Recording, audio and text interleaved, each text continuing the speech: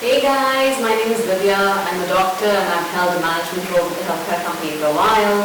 I've been doing a series of videos on my channel to help everybody in the community get PgMP certified. So today's video is answering the question, the age-old question, am I ready for the PgMP? So I get this all the time. People want to know how much should I be scoring on my mock exam. People want to know what is the passing percentage on the PgMP, and basically, am I ready for the exam? So without any further ado, guys, let's get right into the video. So this question really has many parts, guys. So let's answer question number one. Question number one is, what is the passing percentage on the PgMP?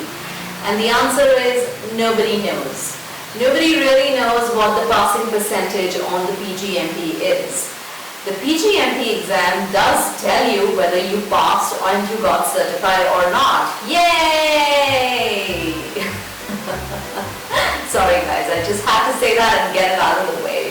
So yeah, the thing about this PgMP exam is that it's never going to tell you what your score was or what the passing score is or how many questions you need to get right.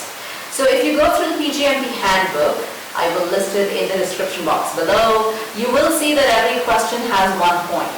So it's not as if questions are weighed more and certain other questions are weighed less. I don't think that's the criteria on the PgMP, but it will not tell you how many questions you got right or wrong. Instead, it will break it up into domains. So as we all know, guys, there are 5 domains that you're going to be tested on: strategic program management, program lifecycle, benefits management, stakeholder management, and governance. So these are the 5 domains where the PgMP will tell you whether you were above target, at target, or below target. If you're below target in one of the areas, don't lose heart, it's okay, you can compensate in the other areas. I know more than one person who was below target in one, but they were above or at target in other places and they still got certified. So, program lifecycle makes up 44% of the exam. All this is again laid out in the handbook, so it's not like I magically know this information. It's out there for everybody. So I would suggest that you go through the handbook. It's really a nice piece, a nice PDF that gives you a lot of information. So all in all, nobody really knows what the PgMP passing score is, and I don't think that you should fret over it. I think that you should just focus on the mock exams that you need to take, the practice exams from the reputed sources, and specifically the practice exams of the material that you are using. Whatever you decided to use in the beginning, continue using it, maintain focus, and focus on those practice exams and the material, and learn from those particular questions and answers. Question number 2 or sub-question number 2. How many questions are there on the PgMP exam? So there are 170 questions on the exam. You will have 4 hours to answer all the questions. Only 150 questions are scored. The rest 20 are test questions, which they want to know are appropriate questions and whether they can be used in the future exams and the future PgMP certification exams. There is no way to know which are the real questions and which are the test questions. Don't spend time thinking over all those things. Just answer every question to the best of your abilities and move on from there. Question number 3 or sub-question number 3.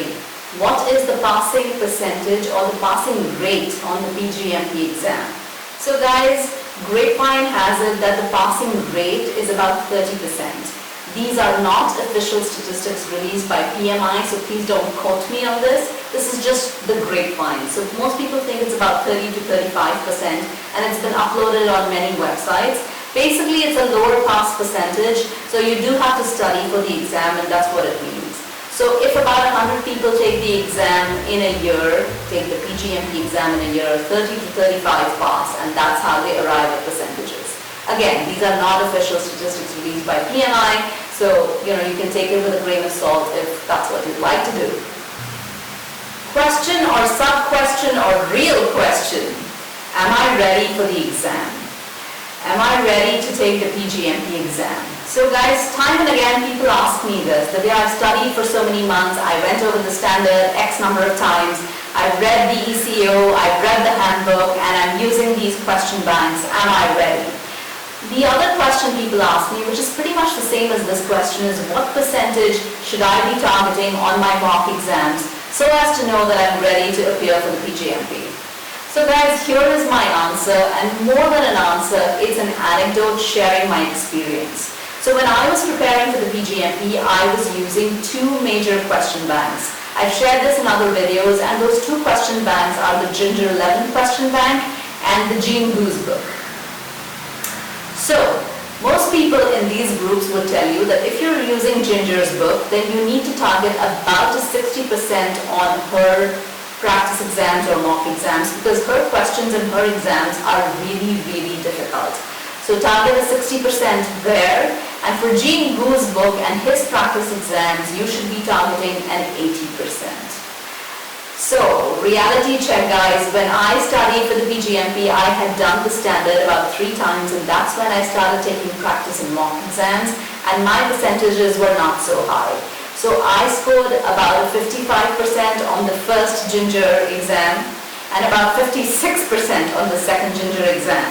So as you can see, I did not make it to the 60% mark. When I took Jean Goo's practice exams, my first mock exam I scored 72%, and my second mock exam I scored a 77%. Ooh, not so good. So I did not make it to the 80% either. The only thing I'm trying to tell you with all of this, guys, is that there will always be a target percentage, and if you reach that or cross that, you do better than that. That's all that is great, but at the end of the day, no matter what the percentage on your mock exam, please sit and review every single question, every single answer on your mock exam, and that is how you will learn and move on. That is how you're going to better your score. Not just by taking mock exams or practice exams and achieving your target score, but actually by reviewing them. So that's really what I want to tell you with this video. There will always be a target percentage that your groups or the people that you're studying with will tell you that, such and such person's book, you should be targeting X percentage on your mock exam, and now you're ready to take the PgMP. But regardless of what you score, guys, be true to yourself, read the standard inside out, and then learn from your mock exams. That's really what I want to tell you with this video. Now that you know what my mock exam scores were, please ask me if I passed the PgMP on the first attempt. And yes, I did, guys. So I hope that this video gives you hope. I'm not a super intelligent, super smart person, but I do think I have average intelligence, and I like to work hard on the subjects where I'm interested, and you can do the same. A few tips that I'd like to share so that you know that you're ready to take the PgMP. Tip number 1, ensure that you're reading the standard inside out. I've said this before, but it's important to say it again. It's really one of the most important resources for this exam. Tip number 2. I had read the standard 3 times before I started attempting mock exams. So read the standard thrice, or whatever the number is for you to feel somewhat comfortable with the material. It can be thrice, it can be twice, it can be 4 times, it doesn't matter. The magic number lies within you, and you please make sure that you're comfortable with the material and you know it somewhat thoroughly before you attempt these practice exams. Tip number 3, after you've taken an exam, please ensure you spend the next 2 days reviewing every single question and every single answer. That includes the right answers, that includes the wrong answers. You want to include the right answer so that you know that your thought process is correct, you're cementing your knowledge, and you're obviously doing the wrong answer so that you can go back to those sections, review the material, and ensure that you have it right the next time or on the real exam. Tip number 4, exams, practice exams and mock exams are to be taken in exam-like settings. Please figure out what that is for you. It can be a library, it can be your own house, but again, be true to yourself and time yourself. Tip number 5. Once you start doing mock exams, practice exams, ensure that you're spending some time reviewing the standard. Again, we're going back to the standard because that is an important and probably the most important resource for the PgMP. And tip number 6, guys, once you're done with all of this, the last week before your exam is not to be taking practice exams. Just review your own notes, review the standard, review what you already know, cement that knowledge and go take the exam. You're going to be just fine. Now that I've said all these tips, guys, one more thing. The day before the exam is not to be studying. Have fun. You've done everything. You've studied. You've taken the mock exam. And believe me, this is one exam where you might feel, hey, I'm never going to be ready. But that's totally fine. Successful people, toppers, always say that they have an element of doubt in their mind. And guess what? That is what makes them successful. It's okay to doubt yourself a little bit.